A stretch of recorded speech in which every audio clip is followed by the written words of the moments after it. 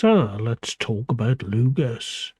And Lugus, also known as Lugh, is that Gaulish god that most people believe that Caesar was referring to when he equated the Celtic god with Mercury.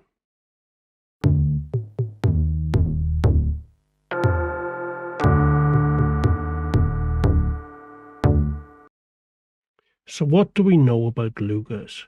Well, we know that Lugus was a Gaulish god, and we know that around the time of Caesar's conquest of Gaul, that Lugus, or the cult of Lugus, was widespread right throughout the entirety of Gaul. And we also have some narratives in both the Irish and the Welsh tradition. In the Irish, he's Lugh, and in the Welsh, it's Lugh. So we have around 400 inscriptions to Lugh, most of them coming from the Iberian Peninsula. His real importance, though, is demonstrated by just how often his name was used for the names of the cities at the time, such as the city of Lugdunum, which is now modern-day Lyon, and Lugdunum translates to Fort of Lugus, and Lugdunum was the capital of Gallia Lugdunensis, a province, a Roman province, that we now know is situated in the country we know as France. And then there was the city of Luguvalium, which is situated up in the northwest of Britain and is now known as Carlisle. And according to experts, the translation of Luguvalium was City of Lugus. So what about his name, Lugus? What does that mean? Well, experts such as Amanda Aldous Green tells us that she thinks the name is derived from or means something similar to shining bright one. So although Caesar equated Lugh with Mercury, it seems that he was one of the Celtic sun gods. And this makes complete sense when we look at the great fire festivals that the Celts celebrated each year. We can see that Lugh's name is given to the harvest fire festival of Lughnasadh. But throughout these seasonal cycles, we also see the names of two other sun gods, that of Belenus, whose seasonal festival was Beltane, and that of Mabon, the divine youth. Now, it's also interesting to note that the harvest fire festival, Lughnasadh, that was named after or named in honor of Lugh, is held on the 1st of August.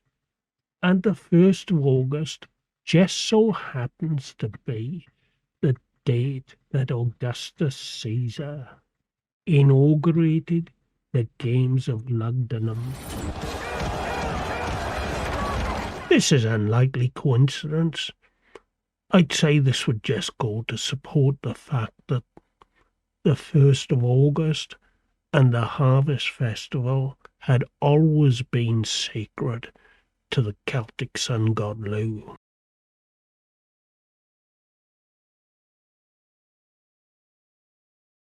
Now let's look at his association with the Roman god Mercury. There are many that are convinced that when Caesar said that the main god of the Celts was Mercury, that he was actually referring to Lugus. So Mercury was the god of trade and commerce, and he was also the god of arts and crafts, but he was also known in Rome as the Disparter, and the Disparter was the god that came to take the souls to the underworld.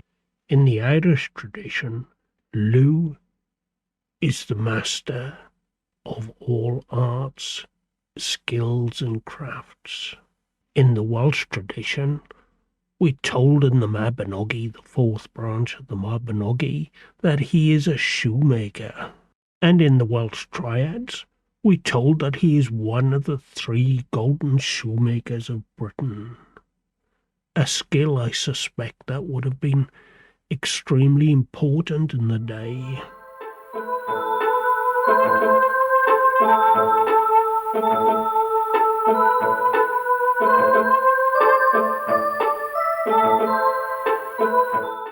So let's just stop a minute and consider the depictions and the iconography of Mercury. Now, Mercury is often seen carrying the caduceus, and the caduceus is the symbol of trade and commerce. Many times he's accompanied by a consort, and that consort is Rosmerta, the goddess of plenty.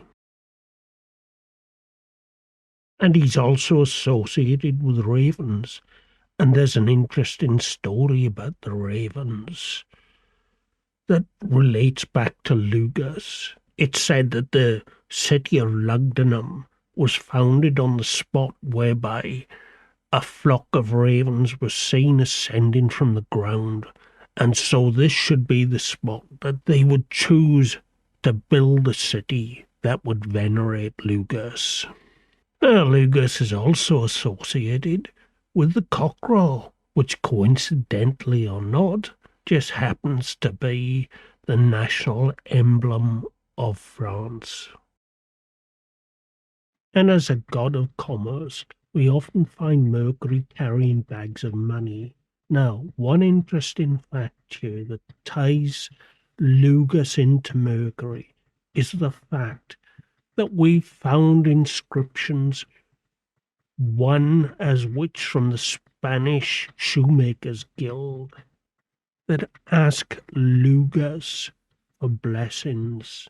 Now this ties him in very well with the Welsh narrative that claimed that he was one of the 3 golden shoemakers of Britain, and provides further supporting evidence that Lugus was indeed a god of the arts and crafts. Now, to round things off, we should mention the work of Ludwig Rübekeil, who tells us that Lugus was a triune god, and that means that he's a triple god. And he goes further to tell us that this triple god is made up of the same gods that Lucan told us about in his Pharsalia, and that is Esus, Toutatis and Taranis. But he goes even further, and he tells us that this god Lugh was not only a triple god, but he was a god that shared the same roots as the Teutonic god, the god of the German tribes, Odin.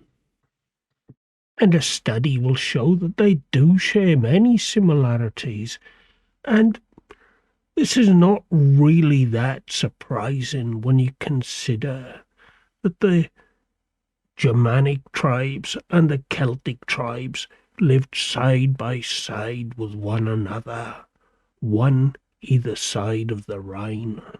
And given as they both stem from the same Indo-European stock, and their close proximity, as I've already said, it isn't really surprising that you would get some bleed from one culture to another.